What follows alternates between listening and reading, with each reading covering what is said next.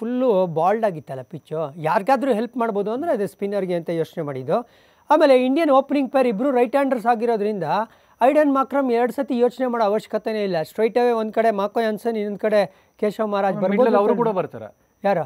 Aden ಮಾಕ್ರಮ್ ಕೂಡ ಬರ್ತಾರೆ. ಅದು ಇಬ್ಬರು ಲೆಫ್ಟ್ ಹ್ಯಾಂಡರ್ ಕ್ರೀಸಲ್ಲಿ ಇದ್ರೆ ಮಾತ್ರ ಮಾರ್ಕ್ರಮ್ ಬರ್ತಾ ಇದೆ. ಇಲ್ಲ ಅಂತ ಹೇಳಿದ್ರೆ ಅವ್ರ ಹತ್ರ ಪ್ರಮುಖ ಬೌಲರ್ಗಳಿದಾರಲ್ಲ 5 ಜನ, ಅವ್ರ ಮೇಲೆ ಒತ್ತು ಕೊಡ್ತಾರೆ ಅಂತ ಯೋಚನೆ ಮಾಡಿ ಮಾಕ್ರಮ್ ಆ ಒಂದು ಸ್ಟ್ರಾಟಜಿನ ತಂದಿದ್ದು.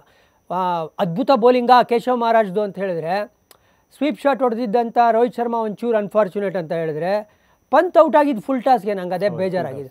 ಇದೇ ಫುಲ್ ಟಾಸ್ನ ಸೀದಾ ಏನಾರು ಹೊಡೆದಿದ್ರೆ 4 6 ಸಿಗ್ಬೋದಾಗಿತ್ತು ಪಂತ್ಗೆ. ಅದೇನೋ ಫುಲ್ ಸ್ವೀಪ್ ಹೊಡೆಯೋದು ಯಾವ್ದು ಗೊತ್ತಾಗಂಗೆ, ಅದರ ಲೆಂತ್ ಬಾಲ್ಗೆ ಸ್ವೀಪ್ ಹೊಡೆಯೋದು. ಇಲ್ಲಿ ಫುಲ್ ಲೆಂತ್ ಬಾಲ್ಗೆ ಸ್ವೀಪ್ ಹೊಡೆಯೋಕೆ ಹೋಗಿ ಟಾಪ್ ಎಡ್ಜ್ ಆಗಿ ಕಾರ್ಡ್ ಬೇಂಡ್ ಆಗಿದ್ದು ರಿಷಬ್ ಪಂತ್. ಅದೊಂಥರ ಆಘಾತ. ಬಟ್ ಅಗೇನ್ ಅಲ್ಲಿಂದ ಕಮ್ ಬ್ಯಾಕ್ ಮಾಡಿದ್ರಲ್ಲ, ಅದು ಕ್ಯಾರೆಕ್ಟರ್ ತೋರಿಸಿದ್ದು ನಮ್ಮ ಇಂಡಿಯಾ.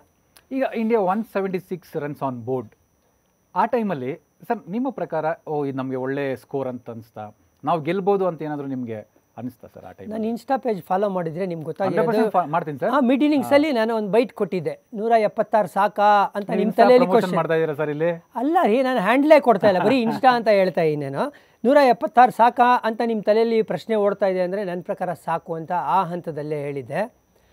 ಆಮೇಲೆ 176 ಮಾಡಿದ್ದೀವಿ, 169ಗೆ ಅಲೌಟ್ ಮಾಡಿದ್ದೀವಿ. ಸೊ ಸಾಲಿಲ್ಲ ಅಂತ ಹೇಳೋಕ್ಕಾಗೋದೇ ಇಲ್ಲ. ಆಮೇಲೆ ಇಡೀ ಟೂರ್ನಮೆಂಟಲ್ಲಿ one of the best bowling attacks ಯಾರ್ದು ಅಂದರೆ ಅದು ಟೀಮ್ ಇಂಡಿಯಾದು ಇದ್ದಿದ್ದು. ಯಾಕಂದರೆ ಇಬ್ಬರು ಎಕ್ಸ್ಪೆಕ್ಟರ್ ಬೌಲರ್ಗಳಿರೋದು, ಒಂದು ಜಸ್ಪ್ರೀತ್ ಬುಮ್ರಾ, ಅದಾದಮೇಲೆ ಕುಲ್ದೀಪ್ ಯಾದವ್.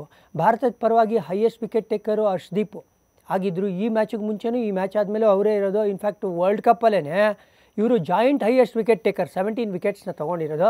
ಆಮೇಲೆ ಅಕ್ಷರ್ ಪಟೇಲು, ಜಡೇಜಾ ಇದ್ದೇ ಇದ್ದಾರೆ ಸಪೋರ್ಟ್ ಮಾಡೋಕ್ಕೆ ಹಾರ್ದಿಕ್ ಪಾಂಡ್ಯ ಜೊತೆ ಅಂತ ಯೋಚನೆ ಮಾಡಿದಾಗ 176 ಅದು ಒಂದು ಬಿಗ್ ಫೈನಲ್ಸಲ್ಲಿ ಭಾಳ ಒಳ್ಳೆ ಸ್ಕೋರ್ ಅಂತಲೇ ನಾವು ಯೋಚನೆ ಮಾಡಿದ್ದು.